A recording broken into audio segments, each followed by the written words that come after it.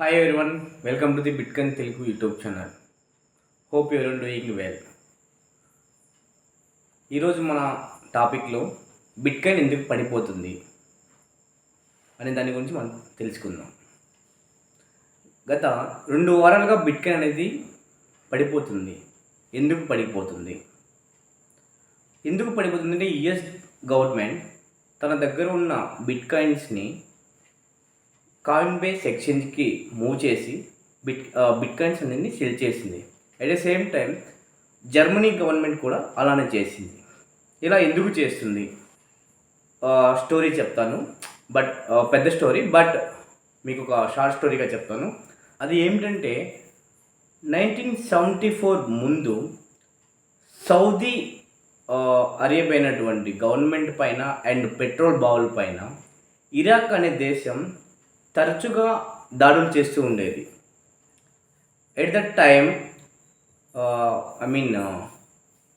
Saudi అరేబియాకి అంత military support లేదు. అప్పుడు యుఎస్ గవర్నమెంట్ మిలిటరీ సపోర్ట్ మేము ఇస్తాము, మిమ్మల్ని మేము కాపాడతాము అని ఒక ఒప్పందం అయితే జరిగింది. ఆ టైంలో యుఎస్ గవర్నమెంట్ ఒక షరతులు అయితే పెట్టింది. ఆ షరతులు ఏంటంటే సౌదీ అరేబియాలో పెట్రోల్ని బై చేయాలన్నా దానిని యుఎస్ డాలర్తోనే బై చేయాలి అని ఒక కండిషన్ అయితే పెట్టింది. బట్ అప్పుడు ఆ కండిషన్ 50 years వరకు అగ్రిమెంట్ని ఒప్పందం అయితే కుదుర్చుకున్నది. ఇంటర్నేషనల్ మార్కెట్లో డాలర్ని బై చేసి దాన్ని గల్ఫ్ ప్రొవైడర్ దగ్గరికి డాలర్స్ని మనం ఇవ్వాలి. అప్పుడు పెట్రోల్ మనకి సప్లై జరుగుతుంది. దానివల్ల యుఎస్ డాలర్ వాల్యూ బాగా పెరిగింది. గడిచిన 50 yearsలో యుఎస్ డాలర్ యూనివర్సల్ కరెన్సీగా మారింది. ఇక అగ్రరాజ్యంగా వెదగడానికి వన్ ఆఫ్ ది రీజన్ తర్వాత ఏమైందంటే యుఎస్ గవర్నమెంట్ సౌదీ అరేబియాతో చేసుకున్న అగ్రిమెంట్ June 9th, 2024 క్లోజ్ అయింది. ఇప్పుడు సౌదీ అరేబియా యుఎస్ గవర్నమెంట్కి పెద్ద షాక్ ఇచ్చింది. అదేంటంటే మేము ఇంకా కంటిన్యూ చేయము, అగ్రిమెంట్ని రెన్యువల్ చేయము అనే విధంగా మారిపోయింది. ఇప్పుడు దాన్ని రెన్యువల్ చేస్తామనేది పెండింగ్లో ఉంది. బట్ యుఎస్ గవర్నమెంట్ రెన్యువల్ చేస్తారు అనే ధీమాలో ఉన్నది. తర్వాత సౌదీ అరేబియా ఏ కంట్రీ మనీని యాక్సెప్ట్ చేసి పెట్రోల్ ఇవ్వడానికి సిద్ధమైనది. ఇది యుఎస్కి ఒక పెద్ద షాక్గా మనం చెప్పవచ్చు. అండ్ దీనివల్ల స్టేబుల్గా ఉన్న యుఎస్ డాలర్ ఇకపైన స్టేబుల్గా ఉంటుందా లేదా డౌన్ అవుతుందని దానిపైన మనకి నమ్మకం లేదు. అది ఎందుకంటే పెట్రోల్ అగ్రిమెంట్ అవ్వచ్చు, అండ్ సేమ్ టైం రష్యన్ అవ్వచ్చు, అండ్ ఇన్ఫ్లేషన్.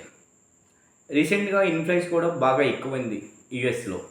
సౌదీ గవర్నమెంట్ ఆ అగ్రిమెంట్ని రెన్యువల్ చేయకపోవడం వల్ల యుఎస్ డాలర్ స్టేబుల్ కరెన్సీగా ఉంటుందా ఉండదా అనేది ప్రశ్నార్థకంగా మారిపోయింది. ఇన్ కేస్ అనుకోని పరిస్థితుల వల్ల డాలర్ కొలాప్స్ అయితే డాలర్ని రీప్లేస్ చేసే కరెన్సీ ఏముంది?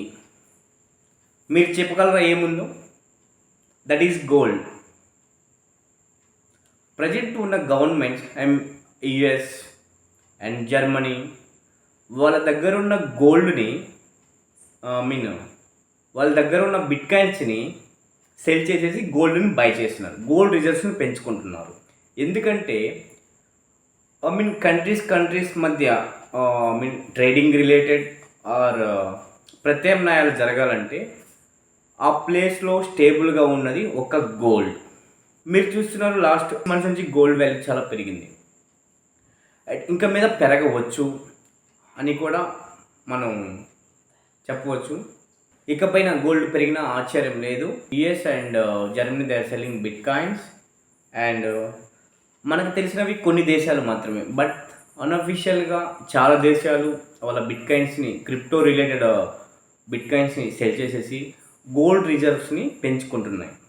ఎందుకంటే ఆ ప్లేస్ని రీప్లేస్ చేయగల యుఎస్ డాలర్ని రీప్లేస్ చేయగల సామర్థ్యం ఉన్నది ఒక గోల్డ్ మాత్రమే. బిట్కాయిన్ పడిపోవడానికి ద మెయిన్ రీజన్ అయితే ఇదని మనం చెప్పవచ్చు. Thanks for the watching. Very soon we'll get back to you. Thank you, thanks for watching.